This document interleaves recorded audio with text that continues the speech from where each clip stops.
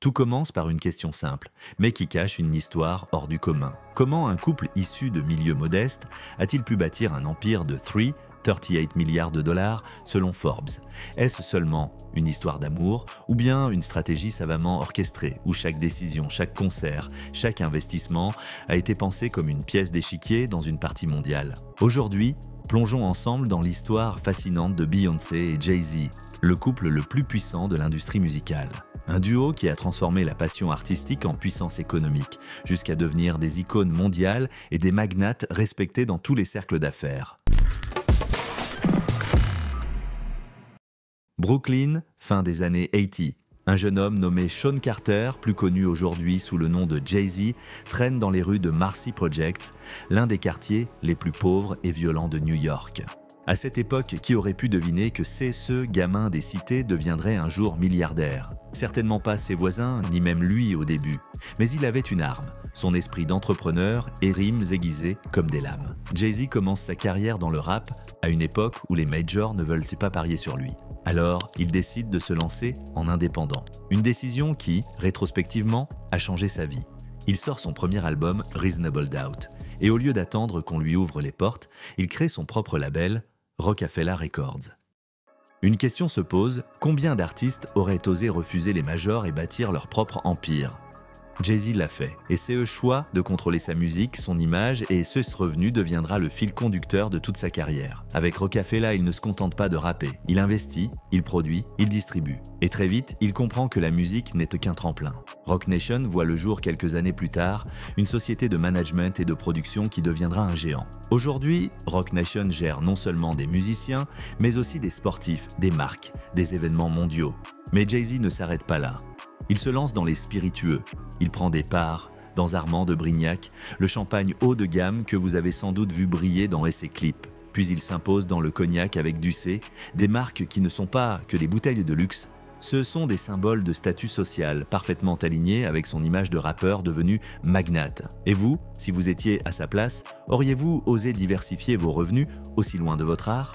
Ajoutons à cela Tidal, la plateforme de streaming qu'il rachète et revend partiellement à Square, la société de Jack Dorsey, fondateur de Twitter. Un coup de maître qui lui rapporte des centaines de millions. Jay-Z n'est pas seulement un rappeur, c'est un stratège. Et son parcours nous pose une question essentielle. Le vrai génie de Jay-Z est-il dans sa musique ou dans sa vision entrepreneuriale? Pendant ces temps, à des milliers de kilomètres de Brooklyn, une jeune fille de Houston, Texas, rêve elle aussi de briller. Beyoncé Knowles, élevée dans une famille modeste mais soutenue par des parents ambitieux, entre dans le groupe Destiny's Child.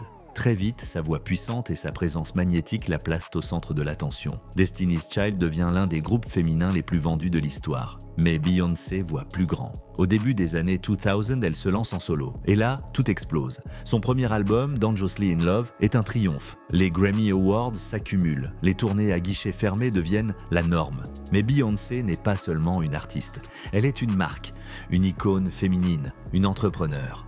Elle signe des contrats publicitaires avec Pepsi, L'Oréal, H&M. Elle fonde Ivy Park, sa marque de vêtements sportifs, en partenariat avec Adidas. Une question pour vous. Saviez-vous que la première collection Ivy Park s'est écoulée en quelques heures à peine, provoquant des ruptures de stock mondial?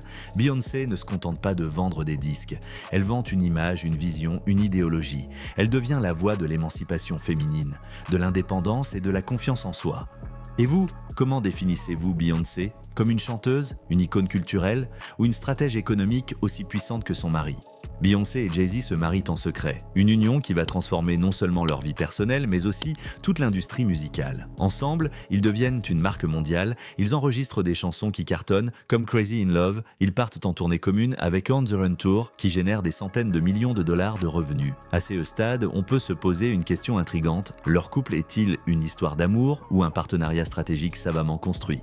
Certains cyniques disent que leur mariage est avant tout un deal marketing. D'autres y voient un véritable amour renforcé par une vision commune. La vérité, probablement un mélange des deux. Mais c'est eux qui est sûr, c'est que leur union est devenue un multiplicateur de puissance. Ensemble, ils pèsent plus lourd que séparément. Aujourd'hui, selon Forbes, la fortune conjointe de Beyoncé et Jay-Z atteint 338 milliards de dollars. Un chiffre vertigineux.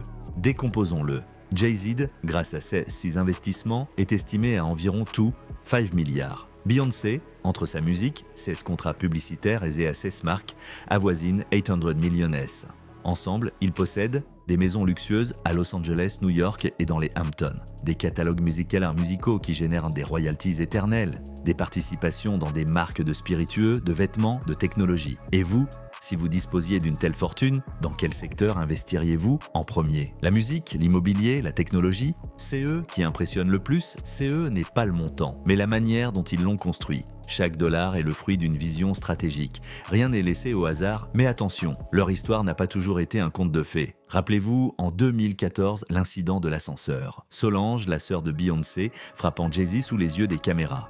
Le monde entier s'interroge. Que se passe-t-il dans le couple le plus parfait d'Hollywood? Puis viennent les rumeurs d'infidélité. Au lieu de cacher la vérité, Beyoncé sort Lemonade, un album confessionnel qui transforme sa douleur en art. Jay-Z, de son côté, répond avec Four 44, un mea culpa musical. Et là, une question se pose, est-ce que montrer SS5 en public renforce ou fragilise une image de couple puissant? Dans leur cas, cela les a renforcés, car ils ont transformé la crise en opportunité. Ils ont utilisé leur art comme thérapie, et le public, au lieu de les rejeter, les a encore plus admirés.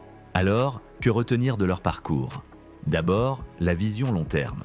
Ni Jay-Z ni Beyoncé ne se sont contentés de leur succès artistique. Ils l'ont utilisé comme levier pour investir, diversifier et créer de nouvelles sources de revenus. Ensuite, le contrôle. Ils n'ont jamais laissé les majors ou les grandes entreprises dicter leurs choix. Ils ont construit leur propre structure de Roc Nation à Ivy Park. Enfin, l'union, leur couple est une démonstration vivante que deux forces combinées peuvent créer un empire bien plus grand que deux trajectoires individuelles. Et vous? Pensez-vous que leur plus grand héritage sera leur musique ou bien leur modèle économique? Beyoncé et Jay-Z, c'est 3,38 milliards de dollars de fortune conjointe. Mais c'est aussi bien plus que de l'argent.